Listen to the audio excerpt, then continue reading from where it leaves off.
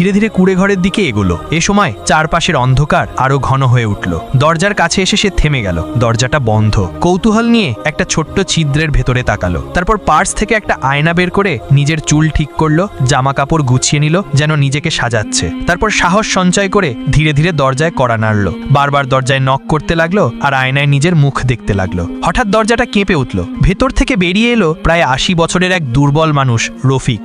তার চোখ সায়রার দিকে স্থির হয়ে গেল, যেন হঠাৎ কোনো স্বপ্নের মানুষকে সামনে পেয়েছে।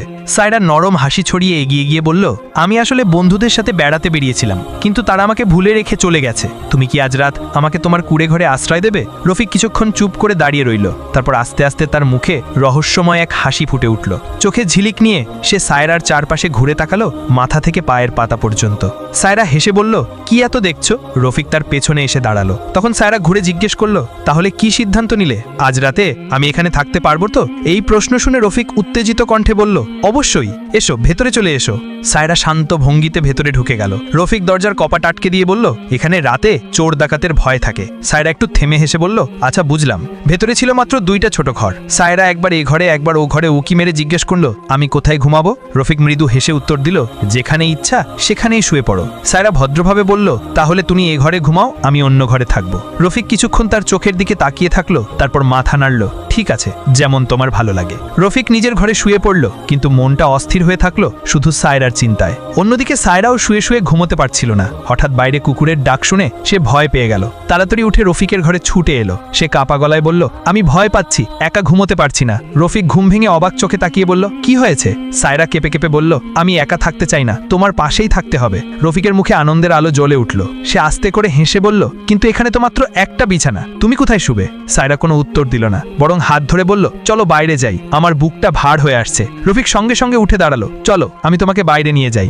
দুজনে একসাথে কুড়েঘর থেকে বেরিয়ে এলো। চারপাশে তখন রাতের অন্ধকার আর বালুর ওপর দিয়ে বয়েছিল ঠান্ডা হাওয়ার ফিসফিসানি। রাতের নিস্তব্ধতায় সায়রার রফিক দুজনেই কুড়েঘরের বাইরে দাঁড়িয়েছিল। চারদিকে অন্ধকার নেমে এসেছে, শুধু দূরে কোথাও কোথাও হাওয়ার শব্দ শোনা যাচ্ছিল। তারা ধীরে ধীরে হাঁটতে হাঁটতে একসাথে মরুভূমির বালুর দিকে এগিয়ে গেল। কিছুক্ষণ পর সায়রা থেমে রফিকের চোখের দিকে তাকিয়ে মৃদু হাসি দিয়ে বলল, দেখো তো আমি তোমার কাছে কেমন লাগছি, সত্যি করে বলবে। রফিক কিছুক্ষণ স্তব্ধ হয়ে রইল, তারপর গভীর নিঃশ্বাস ফেলে নরম স্বরে বলল, তুমি খুব সুন্দর, যেন রাতের অন্ধকারে জ্বলা কোনো আলোর মতো। সায়রা লাজুক ভঙ্গিতে নিচের দিকে তাকালো, তারপর আবার হাসলো। রফিকের চোখে তখন অদ্ভুত এক মুগ্ধতা ভাসছিল। হঠাৎ সে উত্তেজনায় সায়রার বাহুতে হাত রাখলো এবং বলল, চলো ভেতরে ফিরে যাই, তুমি এত সুন্দর যে আমার চোখ সরাতে পারছি না। সায়রা কিছু না বলে শুধু মুচকি হেসে রইল। দুজনে আবার কুড়ে ঘরের দিকে ফিরতে শুরু করলো, কিন্তু হঠাৎ রফিক থেমে গেল। তার চোখে সন্দেহের ছাপ ফুটে উঠল। গম্ভীর কণ্ঠে বলল, বলো তো তুমি আসলে কে? এত রাতের বেলা এমন নির্জন জায়গায় হঠাৎ তুমি এলে কিভাবে? সায়রা বিন্দুমাত্র বিচলিত না হয়ে কোমল সুরে উত্তর দিল, আমি তো তোমাকে আগেই বলেছি, আমার সঙ্গীরা আমাকে ফেলে চলে গেছে, আমি একা পড়ে গেছি, তুমি কেন এমন সন্দেহ করছো? রফিক কিছুক্ষণ তাকিয়ে থাকলো তার দিকে, তারপর মুখ নরম হলো, মাথা নেড়ে ধীরে ধীরে বলল, ঠিক আছে, যদি তাই হয় তাহলে চলো আবার ভেতরে যাই, রাত তো অনেক হয়েছে। সায়রা হেসে ফেলল আর বলল, এমন তাড়াহুড়ো করছো কেন? আগে না হয় একটু মরুভূমি ঘুরে আসি। রফিক এবার হেসে বলল, তাহলে চলো, যেমনটা তুমি চাইছো। দুজনেই হাত ধরে বালুর ঢাল বেয়ে নামতে লাগলো। রাতের শেষ প্রহর এসে গেছে, আকাশে অন্ধকার আরো ঘন হয়ে উঠছে। হাঁটতে হাঁটতে রফিকের চোখে হঠাৎ ধরা পড়ল দূরের এক গুহা। অন্ধকারে ঢাকা সেই গহ্বর তার নজর কেড়ে নিল। সে উচ্ছ্বাসে বলল, চলো ওই গুহার ভেতরে ঢুকে দেখি। সায়রা হালকা ভয় পেয়ে বলল, না, ওখানে তো ভয়ঙ্কর অন্ধকার আছে, আমি ভয় পাচ্ছি। রফিক মুচকি হেসে উত্তর দিল, ভয় পেও না, আমি আছি তোমার সাথে, কিছু হবে না। তারপর ধীরে ধীরে দুজনেই সেই গুহার ভেতরে প্রবেশ করলো। ভেতরে অদ্ভুত এক ঠান্ডা বাতাস বইছিল।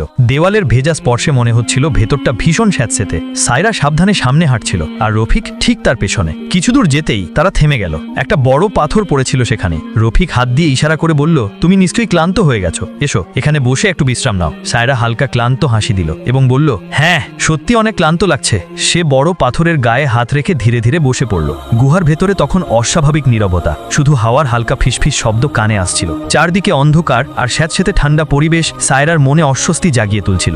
রফিক ধীরে ধীরে সায়রার দিকে এগিয়ে আসছিল, তার চোখে যেন অদ্ভুত এক ঝিলিক। সায়রা তা টের পেল এবং হঠাৎ উঠে দাঁড়ালো। দৃঢ় কণ্ঠে বলল, চলো আমরা ফিরে যাই, এই জায়গাটা আমার মোটেই ভালো লাগছে না। রফিক মুখে হালকা হাসি নিয়ে উত্তর দিল, ঠিক আছে, যদি না চাও তাহলে চলো। দুজনেই ধীরে ধীরে গুহা থেকে বেরিয়ে এলো। বাইরে তখন রাত গভীর হয়ে গেছে, ঠান্ডা হাওয়া আরো তীব্র হয়ে বইছিল। চলছিল। মরুভূমির নীরবতা যেন তাদের চারপাশকে আরো ভারী করে তুলছিল। কুড়ে ঘরের সামনে এসে সায়রা থেমে নিজের জামা কাপড় ঝাড়তে লাগলো। বিরক্ত গলায় বলল, মনে হচ্ছে বাড়িতে কিছু আটকে গেছে। রফিক কাছে এসে কৌতূহলী ভঙ্গিতে বলল, কি হয়েছে দেখি তো। সায়রা মুচকি হেসে উত্তর দিল, না না কিছু না, তুমি এখানেই দাঁড়াও, আমি ভিতরে গিয়ে ঠিক করে আসি। সে ভিতরে ঢুকে দরজার কপাট লাগিয়ে দিল। কুড়ে ঘরের ভেতরে চারদিকে তাকালো, যেন কিছু খুঁজছে। কিছুক্ষণ পর মুখে এক চড়া হাসি নিয়ে আবার বাইরে বেরিয়ে এলো। রফিক তখনও দরজার কাছে দাঁড়িয়ে। সে জিজ্ঞেস করলো, কি হলো, এত দেরি করলে কেন? সায়রা হালকা খিলখিল করে হেসে বলল, কিছু না, আসলে এই জামাগুলো আমার একটু টাইট লাগছে। তোমার কাছে যদি কোনো মহিলাদের পুরনো পোশাক থাকে দিতে পারবে? রফিক বিস্মিত হয়ে বড় বড় চোখে তাকালো। আমার কাছে মেয়েদের পোশাক কোথা থেকে আসবে? তুমি আসলে কে?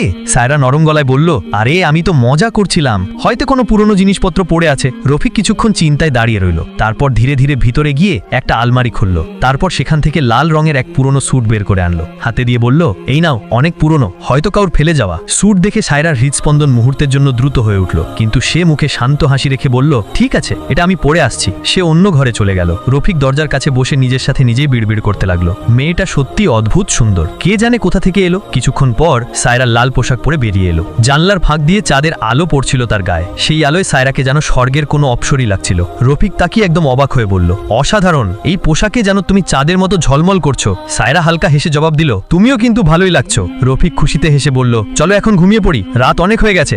সায়রা ধীরে ধীরে মাথা নাড়ল, তারপর শান্ত কণ্ঠে বলল, কিন্তু আমার খুব ক্ষুধা লেগেছে, কিছু খেতে দেবে? সায়রার কথায় রফিকের চোখ চকচক করে উঠল। সে তাড়াহুড়ো করে কুঁড়ে ঘরের এক কোণে চলে গেল। একটা পুরনো টকুলের ভেতর থেকে শুকনো রুটি বের করে নিয়ে এসে সায়রার হাতে দিল। সায়রা খিলখিল করে হেসে রুটি খেতে শুরু করলো। রফিক তখন তার দিকে একদৃষ্টে তাকিয়েছিল। সায়রা খাওয়ার ফাঁকে জিজ্ঞেস করলো, কি হলো, এমনভাবে তাকিয়ে আছো কেন?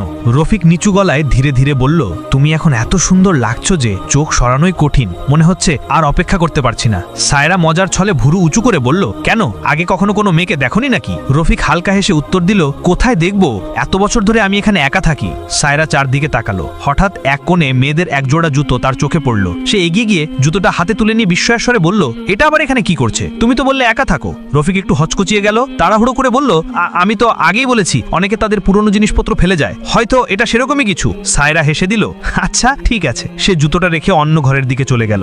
রফিক চুপচাপ তার পেছনে পেছনে হাঁটলো। ঘরে ঢুকতেই সায়রা অনুভব করলো রফিক খুব কাছাকাছি দাঁড়িয়ে আছে। রফিক নিচু কণ্ঠে বলল, এখন তো আর সময় নষ্ট করা যায় না, রাত তো প্রায় শেষ হয়ে এসেছে। সায়রা তার দিকে তাকিয়ে মৃদু হাসি দিল। তারপর ধীরে ধীরে নিজের হাত উঠিয়ে তালু খুলল। সেখানে একটা ছোট বোতল ছিল। সে বলল, ঠিক আছে, তবে আগে এটা খাও, এটা তোমাকে শান্ত করবে। রফিক তখন পুরোপুরি আবেগে ভেসে যাচ্ছিল। এক মুহূর্ত ভেবে না দেখে সে বোতল থেকে তরলটা খেয়ে ফেলল। কিছুক্ষণের মধ্যেই তার শ্বাস ভারী হয়ে উঠল, চোখ ঝাপসা হতে শুরু করলো। কাপা গলায় বলল, তুমি সত্যি অপূর্ব, তোমার মতো কাউকে আমি কখনো দেখিনি। সায়রা ঠোঁটে এক টুকরো হাসি নিয়ে শান্তস্বরে উত্তর দিল, মিথ্যে বলছো, তোমার অভিজ্ঞতা তো আমার থেকে অনেক বেশি। রফিক ঘোলা চোখে বলল, না, যতজনকে দেখেছি তুমি তাদের থেকে আলাদা, তুমি একেবারেই অন্যরকম। সায়রা তার চোখের গভীরে তাকিয়ে ফিসফিস করে বলল, তবুও আমি জানি তুমি মিথ্যে বলছো। রফিকের গলায় তখন কাঁপন, পা দুর্বল হয়ে আসছিল। ঠিক সেই মুহূর্তে সায়রা ধীরে ধীরে দেয়ালের দিকে এগোলো। আস্তে আস্তে হাত বাড়িয়ে তুলে নিল সেই বস্তুটা যেটা কিছুক্ষণ আগে নিজের পার্স থেকে বের করে রেখে দিয়েছিল। সেটা ছিল একটি ছোট্ট গোপন ক্যামেরা। ক্যামেরা লাল আলো জলজল করে জানিয়ে দিচ্ছিল সবকিছু রেকর্ড হয়ে গেছে। সায়রা হঠাৎ ঘুরে দাঁড়িয়ে রফিকের মুখে এক জোরালো চড় বসিয়ে দিল। গম্ভীর কণ্ঠে বলল, আমি পুলিশ অফিসার, তোমার অপরাধ নিয়ে বহু অভিযোগ ছিল, নিরীহ মেয়েদের ফাঁদে ফেলে সর্বনাশ করছো তুমি। তাই এই পুরো পরিকল্পনা করেছি যাতে তুমি নিজেই তোমার অপরাধ স্বীকার করো। এখন আর অস্বীকার করার সুযোগ নেই। কথা শেষ হতে না হতেই দরজা ভেঙে ভেতরে ঢুকে পড়লো তমান্ড দল। মুহূর্তের মধ্যে রফিককে মাটিতে ফেলে দিল, শক্ত করে হাত কড়া পরিয়ে দিল। সে স্তব্ধ চোখে সায়রার দিকে তাকিয়ে থাকলো, যেন বুঝতেই পারছে না সবকিছু এত তাড়াতাড়ি ভেঙে গেল কিভাবে। সায়রা ঠান্ডা গলায় বলল, তোমার খেলা শেষ, তোমার মুখোশ এখন সবার সামনে খুলে গেছে। কয়েকদিনের মধ্যেই তাকে আদালতে তোলা হলো। ভিডিও আর অডিও প্রমাণ আদালতের টেবিলে রাখা হলো। প্রতিটি মুহূর্ত তার অপরাধ প্রমাণ করলো, আর কোনো অজুহাত কাজে লাগলো না। বিচারকের রায় গম্ভীর কণ্ঠে ঘোষিত হলো, তুমি দোষী, তোমাকে কঠোর শাস্তি ভোগ করতেই হবে। রফিক মাথা নিচু করে চুপচাপ দাঁড়িয়ে রইল। তার চোখে তখন ভয়, লজ্জার অনুশোচনা। এভাবেই ধরা পড়ল ছদ্মবেশে লুকানো সেই দানব। আর সায়রা তার সাহস আর বুদ্ধিমত্তা দিয়ে প্রমাণ করলো সত্য ও ন্যায়ের জয় অনিবার্য। দানব যতই মুখোশ পড়ুক, একদিন তা খুলে যায়। শেষে সমাজের চোখে রফিক রইল কেবল একটি লাশের মতো, জীবিত হলেও সম্মান, স্বাধীনতা আর শক্তিহীন এক দেহ আইন আর ন্যায় বিচারের শিকলে চিরতরে বন্দী। তো বন্ধুরা, এই ছিল আজকের ভিডিওটি ভালো লাগলে লাইক, শেয়ার এবং সাবস্ক্রাইব করতে ভুলবেন না। ধন্যবাদ।